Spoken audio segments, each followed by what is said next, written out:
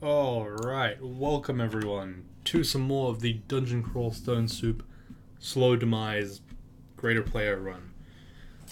When last we left off, we were in this horrible position where multiple gnolls had besieged our position immediately upon exiting D1. I posted this as a puzzle, and those of you guys that responded, and there were quite a lot of you. Thank you very much for your support, by the way. You commented, very much appreciated, and it is kind of telling me that I am going in the right direction with this series. We'll see how long that lasts, but hey. Okay, so this position it looks horrible, but it's actually not that bad.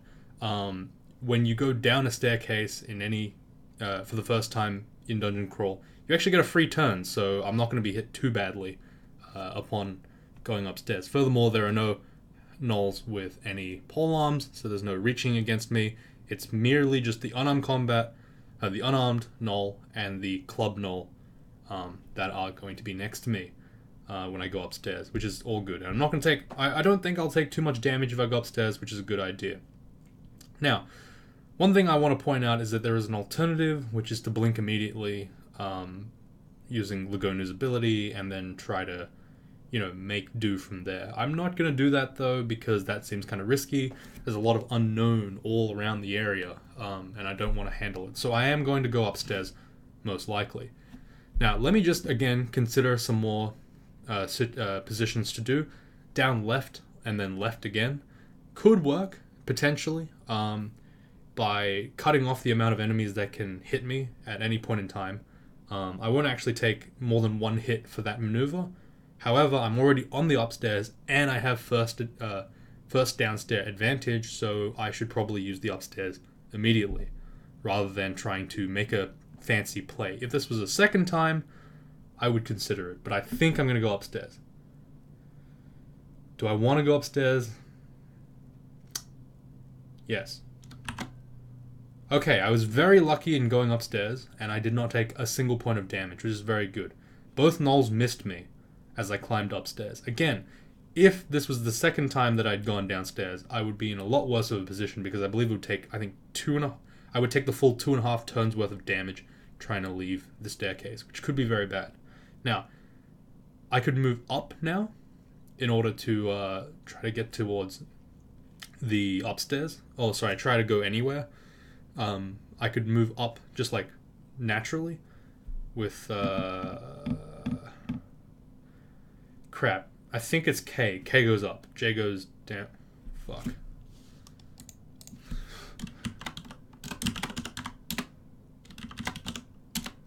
How do I figure out? Okay, I'm going to use the arrow keys because I forgot which one goes up and down. I don't want to risk it on this point. But instead of going up, I'm going to actually blink instead, because the way blink works is it puts you on any random tile in the game right now, on the screen, right? Currently, there are only a few tiles that are actually dangerous. This tile, this tile, this tile, this tile, and arguably this tile. So instead of just moving and taking a guaranteed hit, I'm going to blink instead. I'm going to fail to use the ability. Then I can blink. Now I'm in a position where both gnolls are in a corridor. They can no longer both attack me at the same time, and I'm free to attack when I please. I'm going to go ahead and now pillar dance. Okay, K is up. Okay, thank God. I don't know why I risked it, but I did. I'm also going to fire a few rocks, because I have a significant lead over these guys, and I'm not going to be able to run anywhere anyway. But throwing a rock or two in the hopes of doing some free damage could alter the way that my combat changed. Like, my combat would flow from there. Okay. So I'm at full health again with the next few rounds of combat. Gonna get to the corridor and fire my sling. Again, being very careful. Okay, that's a very big hit. Because he's hitting me with a club, which is a slower weapon, he now is like kind of spending the turn that I just moved, recovering from his attack, which will give me a free shot. Okay. Well, he missed he hit me again. I'm going to have to back off now. Random energy should be on my side. Theoretically, should be on my side. Random energy being, of course, the randomization of movement speed for 10 speed enemies. Sometimes they move faster and sometimes they move slower. It's an attempt to counter, I guess, this pillar dancing strategy that optimal players will have.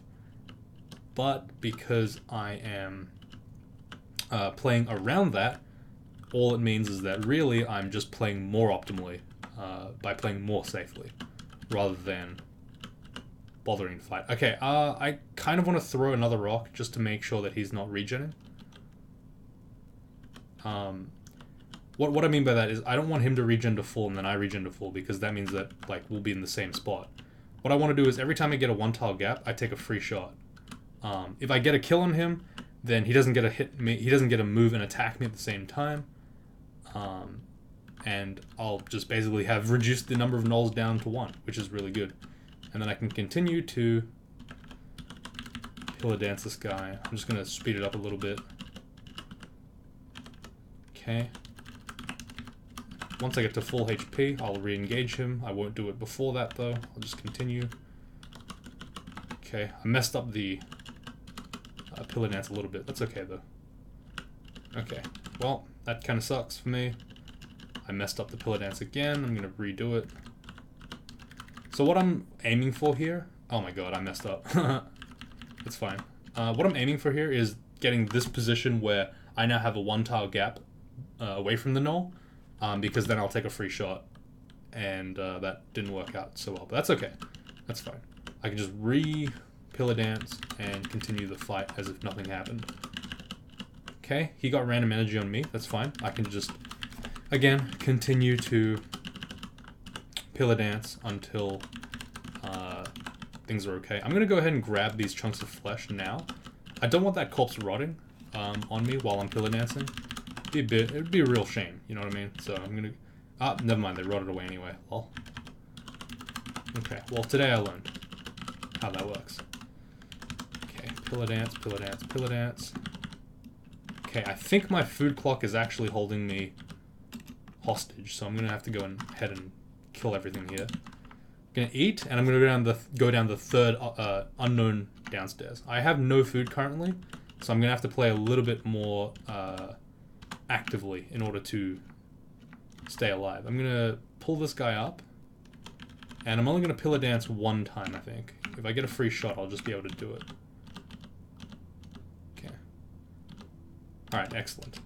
I can grab his meat, and I can hold on to that as I heal. I'm okay with going down here because a single rat is not going to be able to hurt me. And even if there was another null, it would just be a situation again where I was able to just blink, as with before. The character itself, the Draconian, is actually very strong this early in the game. Okay, so Sigmund is going to be a problem. Sigmund is obviously a run killer, and he is currently sitting on all 3 downstairs, which is going to make life extremely hard for us.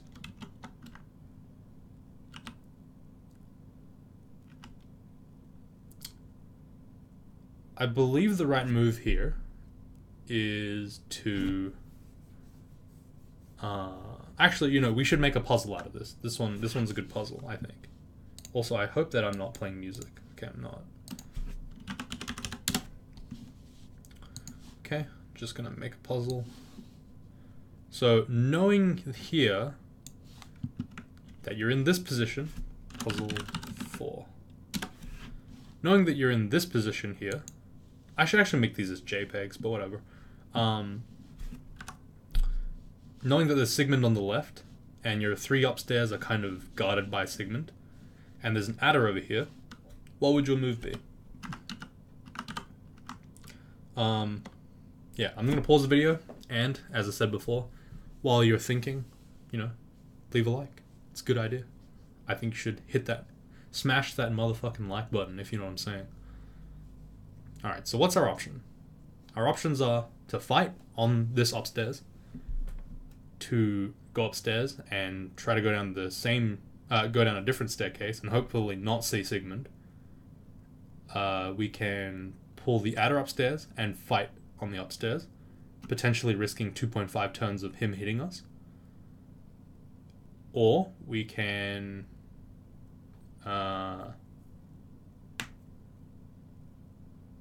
attempt to pull upstairs and then blink away from him and then nail him with slings. I think that might be the right option. So I'm going to do that here. So again, I'm going to blink. I've cornered myself now, which is a little bit of a scary move. I'm going to check my hunting sling damage. I think the base damage right now is 9 and 7 damage for throwing slings. The base damage of the spear is 6. But I believe that I actually hit slightly harder with the spear because I'm training it. Yes, I think that's the case actually. So I'll get a free attack here. Has about 11 hit points. How many can I hit? 4. I can hit for about 6. Plus 1. Alright, well, let's just try it. Okay. Half its health is gone, and 2 hits, and it's dead. Excellent. That was about as good a situation as we could handle, as we could expect there. Again, I'm going to pull the hobgoblin up. Being, of course, ready to run away at the slightest instance of trouble. Pull back down, and heal. Okay, so now the question remains. How will we deal with Sigmund? Now, ordinarily, I would just bum rush straight through this area and just completely ignore him and hope things work out. However, we're playing with the streak play. We have to play cautiously and carefully and, with the least amount of danger. What I'm going to do here is I'm going to read these scrolls. Okay. I can enchant a weapon now. I'm given the option of enchanting a spear and a hunting sling, but I'll talk about first why I enchanted. The main reason why I decided to enchant, to read the scrolls, is because one of them might have been something that could have been relevant to protecting us, either through teleport or by identifying our unknown potion, which could be Berserk Rage, or something that would, potentially save us from a position that would otherwise be unwinnable. Given that I'm not going to use the spear for very much longer, hopefully I'll find a trident, and also given the fact that my hunting sling is going to be used more often at range, and most of the time I'll be relying on it to kill weaker enemies, I think it's better to increase the hunting sling by 1. That's the reasoning that I will give to enchanting. Now, the question then becomes, if I had more enchant armor scrolls, or enchant weapon scrolls, would I use them all at this point in time? And I would honestly say probably. Potentially. I would at least use all but 1 in that scenario, if I had 3. But I only had 1, so it's fine. So I have 7 more scrolls to read, 3 of which are duplicates. I'll read the 3s first, because they tend to be the ones that identification, teleportation, remove curse. Scroll of Fear, that's really good for us. That will prevent Sigmund from attacking us, almost guaranteed, which is excellent. I'm going to read now the other 3 scroll stack. Remove curse. Okay, that's fine. I'm not going to read the last scroll because I don't know what it is. I don't have a good idea of what it might be. I may waste a blinking scroll right now, which could be really, really bad for us. It could also be any of the generally good scrolls, like, remove curse. Teleport. It could be something like, I doubt it's acquirement. It could be identify, which is probably the best case scenario here, but it could also be something like, enchant armor, which would be useless right now. Okay, going down. I waited here to see where Sigmund was. I want to hopefully draw him towards us. Okay. Now, the reason why I wanted to do that is so I could go down a different staircase and hopefully engage other enemies outside of Sigmund. Here's an adder. We've already shown that we can probably kill it. That's good. So now we're going to have to wait. So what I'm doing here is I'm making sure that all other Okay, let me stop talking. I'm going to stop playing so I can talk. I was trying to make sure that all of the distractions outside of Sigmund are gone. First of all, in case we can level up, which might help us more. And secondly, so that if we do end up fighting Sigmund for some crazy reason, we'll be in the best possible shape to do it. Of course, my plan is not to fight Sigmund. My plan is to probably skip D2 and come back later. So yeah, this null here has hit me for a fairly big chunk of damage, and I am currently in a situation where whichever way I move, I will take one free hit. As a result, I'm going to go ahead and bend space, which will kind of protect me a little bit from taking that free hit. Alright, I'm going to throw the sling bullet. Now he's moved to this corner here to avoid my line of sight. What I'm going to do here is I'm going to move back left to maintain the same distance. And then I'll fire at him again. Nice and easy. Good kill. Alright. So Sigmund is now not really gone. But I'm going to just try to skip the floor if I can. I'm going to pick up a couple of these stones. And then I'm just going to GTFO. Like, effectively, that's all I can really do. Okay, there's a rat here. Gonna fire at it while on the upstairs. Again, being very cautious. I do not want to waste my opportunity that I've been given here. If I go upstairs again, there's a good chance that Sigmund will be ready to fight. And he will have the advantage on us, as we will have not really many places to run away. What I'm doing here is I'm exploring in very small...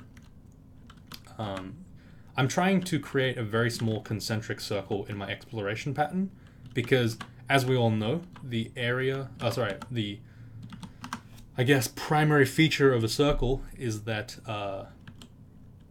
every point from its radius to its center are the same. The length of the radii are the same to the center. The center, of course, here being the staircase. So what I'm doing is I'm minimizing the distance from the staircase at any given point in time, even if that means wasting an absurd amount of turns doing stupid shit like this. I want to always be effectively given a beeline to the downstairs. And almost never will I want the unknown, aka the black tiles, to be intercepting the pathway between me and my line and my upstairs. I always want to be with my back to the unknown and with my front to the my back has to be to the known, to the staircase, and my front is where the unknown is. So I'm exploring outwards. You can see here on the minimap how that's worked out. You can kind of see that I've created a little radius here, a little semicircle to explore out in. And again, I'm being extremely cautious, and I'm only poking in to the unknown for a little bit, for one turn or so. I'm just kind of increasing my radius ever so slowly, sticking to walls to try to make myself reduce the amount of unknown that I explore, that I uncover. Here's a little bit of a risk. I'm going to just pull forward for a turn, increasing, that risk factor by exploring just a little bit more than I usually would. Here I can pull down one. Nope. I can pull down right one. There we go. To get the quokka in view, I will throw one rock and then immediately return to the safety of the known. Again, being very, very, very slow about it in order to not mess up my inputs. Okay, this quokka's a wily one. He's really just ignoring me. Okay. I'm gonna grab the corpse, and normally what I would do if I was in any danger at all is I would go straight back up to the staircase and then I would be okay. But I think given the it's obscene to do that much effort for one health point. Like, it's not even worth it, because at that point here I'm just wasting turns, which is wasting food, because I'd have regened the HP back by the time I even got to the staircase anyway, so it was pointless. Okay. So, optimal play is not necessarily about doing something stupid. There are always cost curves to imagine. It's like a classic economics problem. You're constantly thinking about the marginal benefit, the marginal cost. Here you can see that I've taken a very long path away from my upstairs, so I'm going to run back and then go this way instead to reduce the number of times, the number of steps I need to take to go to an upstairs. Okay, grab. Here I made a mistake, I guess. Not really, but unfortunately the enemy is between me and the upstairs. Thankfully he's not too dangerous. If he was too dangerous, what I would do is I would actually go this entire path, exposing me to 2 areas in which I could have gotten attacked by an unknown enemy. So I was, you know, I was in a bad spot. Arguably I was caught out. Again, sounds stupid, but this is optimal play, not, you know, as good as I can get play. Though arguably it is only as good as I can get. I'm not actually good enough to play optimally. Alright, I saw a hobgoblin for like half a second. I immediately waited 100 turns to see if he would show up again. He didn't. Okay, let's continue down. Okay, there's another upstairs here. I want to go up here just to check out what's over here. There are a fair amount of enemies, none of which are extremely dangerous. I wanted to take this adder because if I tried to go up the staircase again, I would have to take up more than the adder. And on top of this, I can't blink here because I have unknown to the left and right of me. I'm actually in a fairly bad spot again because I was hasty. Okay, switch to the spear and try to hit the adder. Because we have a tail slap, we actually have fairly good chances of killing this adder without being heavily hurt. Adders are very dangerous, of course, because of their poison ability. Excellent. Alright, now again, here I actually have a fairly decent chunk of health missing. So I'm going to spend the turns regenerating, moving closer and closer to my upstairs. Alright, excellent. Now, I'm going to have to go and explore around this upstairs before I go up it again, because I know for a fact that I will be in a certain amount of danger before. Alright, here's another mistake that I've made just now. I didn't have my sling out. And then I moved the wrong way. That's... Whew, goddamn. I suck. Okay, so we're here. It takes half a turn for me to throw a sling. By the time I do that, it'll already be in melee, so I think it's just better to wait. Like, there's no point in trying to overcompensate for the mistake that I made. Because, of course, as I switch the sling out, he's going to get into the range of the spear, and then it would just waste turns going back to the spear or using a... God, let me do the thing. And I immediately forgot to do the sling again, and then I moved the wrong way. Alright, every time I make a mistake, I get tilted, and then I do the mistake over and over again. This is a bad plan. I really shouldn't do this. Okay, there's another upstairs here. That's very tempting to go up as well. Just gonna make sure that everything is safe here. In fact, I'm gonna go down here a little bit and just make sure things are okay.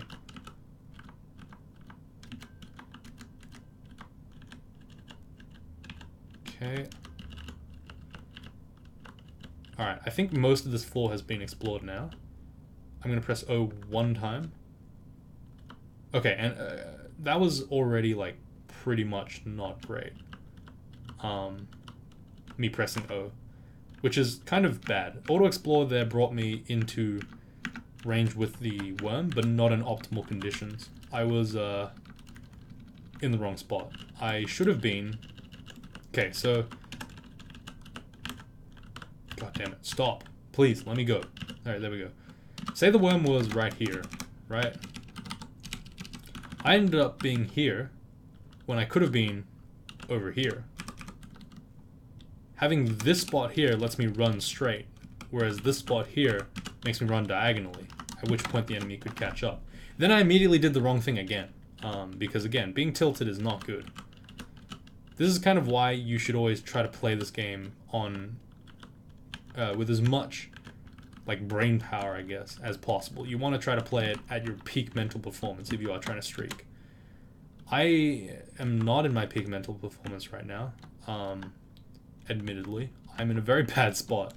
I won't say why, but let's just say my medical condition is being very bad to me. Alright, I'll just say why. The nosebleeds got to me, man. I had a 25-minute long one today. I'm just so tired. Trying to be serious is draining. Exhaustively draining. Alright, I messed up there and I pulled 2 guys instead of 1, but let's be real here. It's not that big of a deal. I'm gonna blink. Unfortunately, I blinked left rather than right. I was hoping to get right so I could stare pull. That's fine though. At this point in time, most of these enemies are fairly mediocre, and I can kill them with not too much effort. Like a bat, a kobold, a hobgoblin, we killed those an hour ago, you know what I mean? We're strong now, right? Surely. It's already been 48 minutes, by the way, meaning that I've had runs that have ended faster than this run, which is hilarious. Okay, so the reason why I'm still on this floor is because I want to try to clear as much of it as I can around Sigmund. Rather than fighting Sigmund directly, I'd rather fight stuff on the floor without him. And my payoff is grabbing a free cloak, which is an extra point of armor, which is very helpful for us. Again, I'm being very cautious, and I'm trying very hard to not, antagonize our friend Sigmund by pulling back into the known very quickly and only foraying out for a couple of turns rather than sitting there resting, chilling out, you know what I mean? Alright, I read the 4 stack because I was pretty confident there that it was going to be identification. If it was teleport, I was going to read another teleport to cancel it out, but it wasn't. Alright, now that we've identified items, I'm going to identify first scrolls. Why scrolls? Because teleportation is very good. And here we have our first teleport. Then I'm going to identify a potion of magic, that's fine, and potion of might, which is good. I'm going to drop the scroll of random uselessness. I think this is about as much as I can handle for this floor. I'm going to go down, and I'm going to go down another floor. I'm also going to consider which floor is better for stair pulling, and I think it's this one. Because this floor, this guy here, if someone spawns here, and also here, and also here for some reason, I will be cut off by the wall. Same thing here. I can easily be cut off if an enemy is right here. I have to run the entire loop around, which could be annoying. This staircase, however, has tons of space, and I can run around in pretty much every direction, which is probably why it's good. I don't know if I need that much more fighting at this point in time. I might actually turn that off and focus more polearms. Soon enough, I'm going to have to train some invocations. I might actually do that now. Invocations is for preparation of Abyss for banishing. Banishment is really, really strong, and it effectively one-shots every enemy in the game that gets banished, so it's a very good idea to train for it. I don't know if it's worth it to train for it right now, though. We'll have to think a little bit more about that. On top of that, I could also be training dodging right now. However, as I said before, dodging is not super incredibly important on an early game character because evade is fairly bad at this level. We're not going to get that many returns off of it. I could train throwing or slings to up my stone damage, but again, the slings are a crutch and they're not actually supposed to be a long-term thing, so it's a waste of EXP to do that now. I could train stealth, but there's honestly not that much of a point. It's a good stat, and Draconians are technically kind of stealthy, but it doesn't seem very helpful for me, so I'm not going to do that. Invocations will probably be trained in the next floor, I would say. Okay, cool. My goodness. Alright, we've gotten quite lucky this time. We have a fairly closed downstairs. We can easily escape if an enemy decides to show their face. And we have a network of upstairs as well, because we have the upstairs to the left. There's an adder skeleton. I'm happy to shoot at it and kill it. Again, motion of exploration is going to be small concentric circles. Alright, there's a wand there. The risk reward for that is really high. sorry, the reward for going up in this direction is very high, so I'm going to go ahead and do that. It was a Wand of Ice Blast. That is an incredible tool, and effectively guarantees that we get to lair for this character, because it can kill any one enemy with ease. I could actually go back and kill Sigmund right now for a free payoff. I'm going to avoid doing that, just because I want to try to be a little safe. Alright, again, the risk-reward factor for exploring to get that trident is very high, so I'm going to go ahead and try to go for it. I quickly dipped down left just to see if there was anything over there. If this was an open room, I would have been a lot more hesitant to do it, but because it's a closed space, I'm going to go for it. Okay, grab the trident. I'm going to pull back now.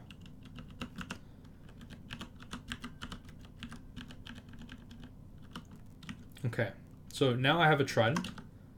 I believe it's going to be fine. I have a remove curse in case it isn't fine. And I'm going to switch that over to A now. So the trident has a base damage of 9, which is very strong. And it's only slightly slower than the spear itself, which makes it really good. The spear only has 6 base damage, which makes it a lot less good at killing stuff. So I'm going to use that for the time being.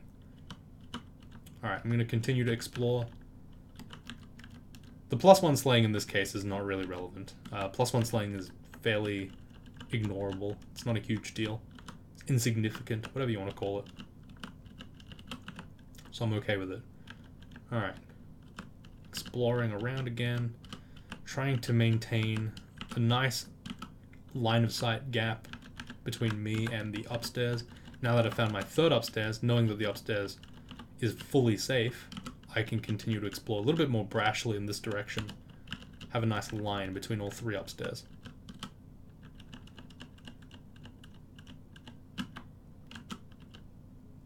Okay, there's a strawberry over there. Just gonna check it out. Again, I'm gonna push like this. I wanna make sure there's nothing over on those tiles before I go for this strawberry. It's a tiny little, like, optimization point. Alright, at this point here, I'm a little scared, because in order to explore this way, I'm going to have to open myself up to this flank, and this flank. So instead of doing that, I'm going to go back. I'm going to retreat. I'm going to pursue this path first.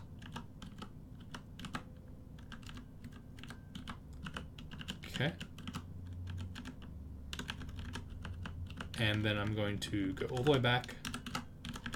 Trying to learn HJKL keys on top of doing all this optimal stuff is making it a lot worse, I'm not gonna lie. But I feel like I'm starting to get the hang of it, which is good. Alright. It's fine. Now let's continue to explore. Slightly unoptimal exploration path here, because I'm exposing myself to a minute amount of harm, but I think at that point it was kind of a moot point. Okay, so the adder is over there, but I'm very far away from home.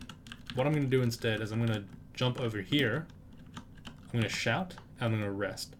That's going to pull the adder up, and then he's going to see me at max tar range, and give me about 4 free shots, or 3 free shots, before I have to switch to my spear, and then I have to fight.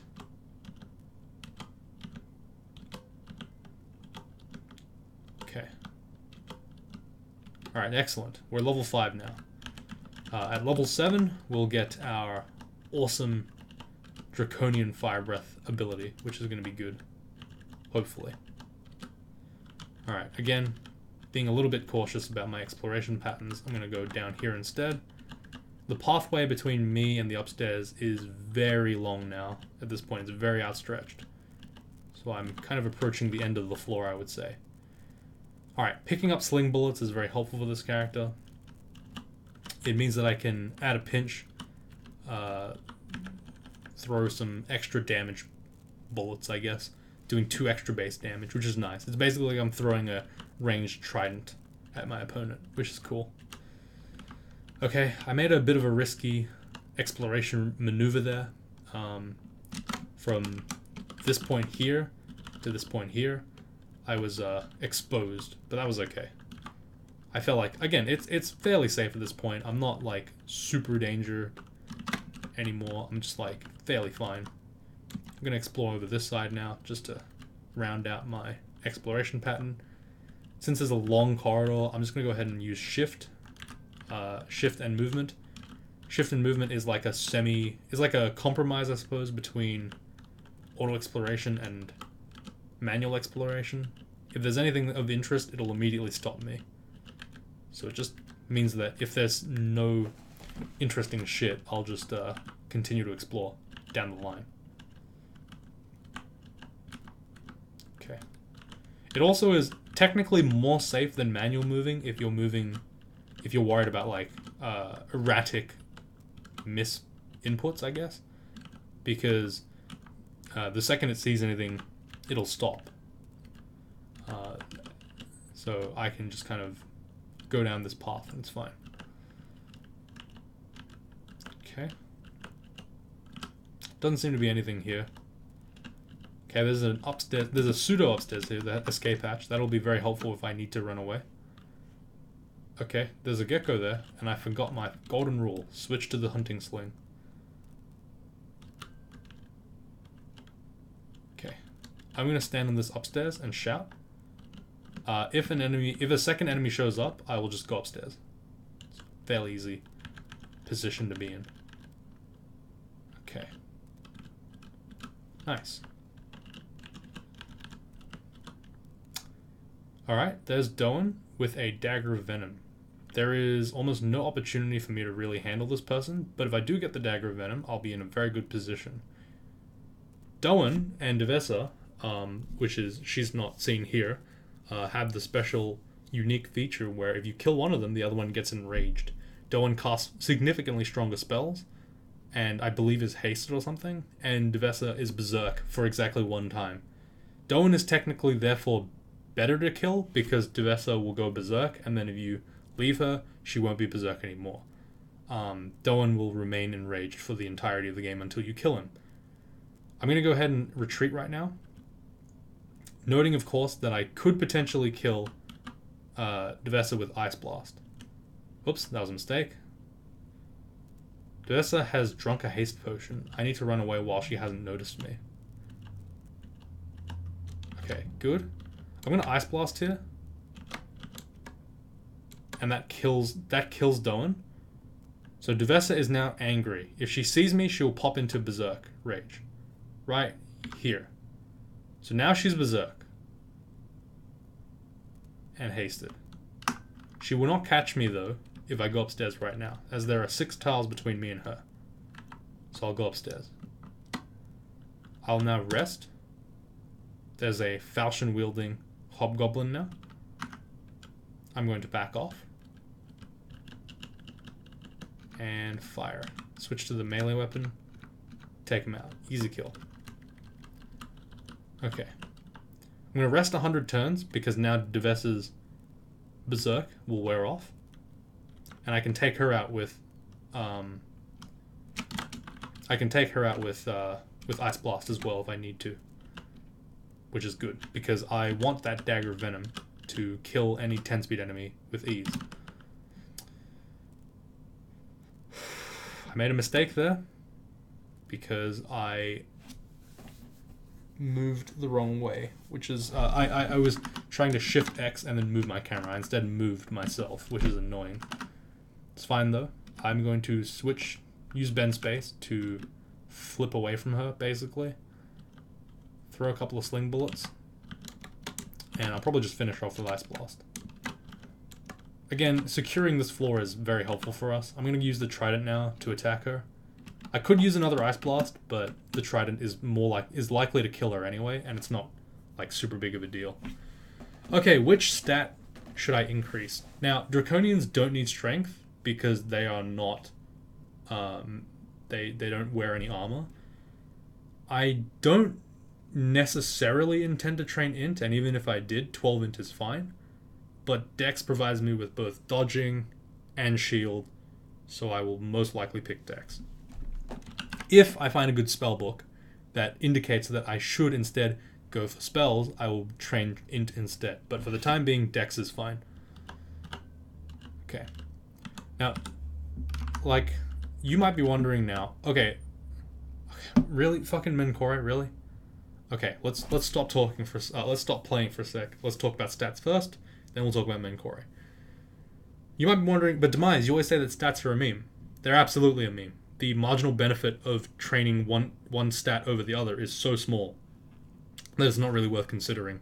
You could roll a random dice and randomly distribute your stats every game, and it wouldn't make much of a difference. It honestly wouldn't. There are going to be no situations really where you survive on the basis of a stat point alone, so I wouldn't worry about it.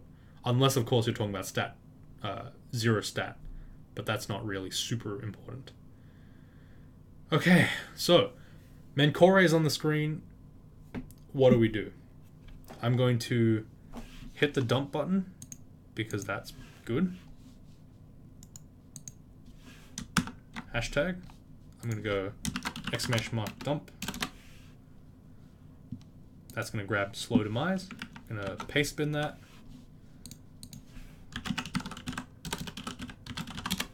So paste bin is just a nice text repository you can use to just pop it in, create new paste,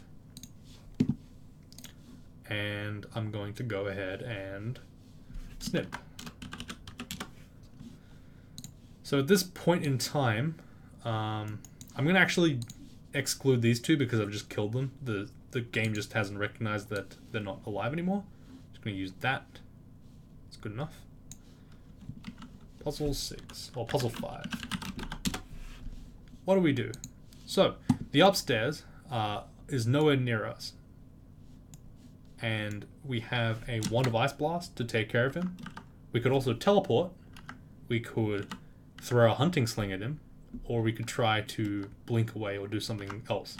Now, keeping in mind, of course, that Menkore is a hasting enemy with the ability to torment you and also hit you for up to 25 points of damage, which is a significant amount.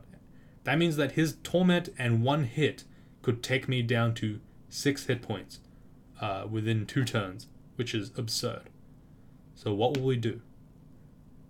Find out next time, because I'm not going to do it today, because my brain has stopped working already. Doesn't look like it because, I've been very slow about it, but I'm actually starting to feel kind of dizzy. My nosebleed is just really bad. Alright, that's it for today. Thank you very much for watching. Hope you enjoyed. Leave a comment on what you think about the series, and also leave a comment on what you think is a possible option for what you would do in this puzzle 1 or puzzle 2.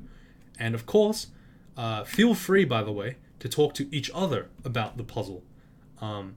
I want this to be a community thing. I don't necessarily want to be just you guys talk to me, I talk to you, everyone else ignores each other. There was some good conversation starting actually last episode between 2 people, so hopefully we can replicate that more and get a nice conversation going about these puzzles.